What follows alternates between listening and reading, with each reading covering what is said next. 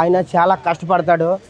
పెదనాన్న చిరంజీవి, మా పెదనాన్న ఇది, మా పవన్ కళ్యాణ్ బాబాయ్ ఇది అని చెప్పుకోడు. ఆయన ఏంటంటే ఒకలాగా ఉంటాడు, కష్టపడి వచ్చినాడు కాబట్టి ఆ సినిమా మాత్రం చాలా బాగా అనిపించింది.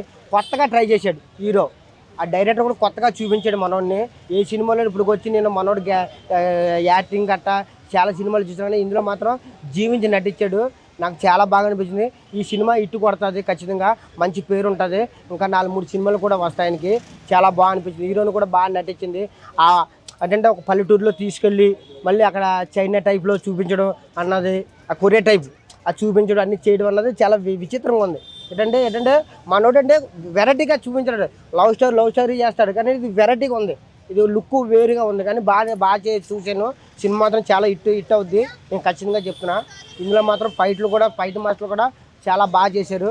ఫైట్లు డ్యాన్సులు కూడా, ఇంకా సాంగ్స్ కూడా కొత్త పల్లెటూరు లాగా ఎంత బాగా చేశారంటే మళ్ళీ కొరియన్ టైప్లో కూడా చూపించారు.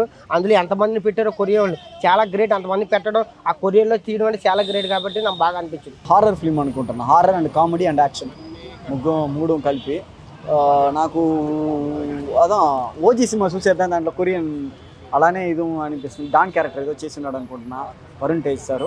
నేను ఆయనతో ఒక వర్క్ సినిమాకు షాప్ మెయింటెనెన్స్ సినిమా ఆయనతో వర్క్ చేసిన. కాలు ఆయనకి ఇరిగిపోయినది.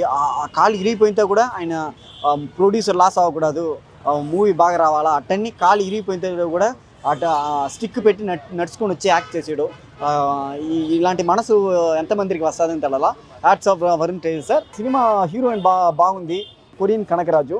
సో కొరియన్ ఫ్యాన్స్ ఉండేవాళ్ళంతా ఈ సినిమాకి కంపల్సరీ చూస్తారు, హిట్ అవుతాయి.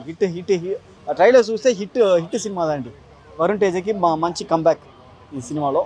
So all the best entire team.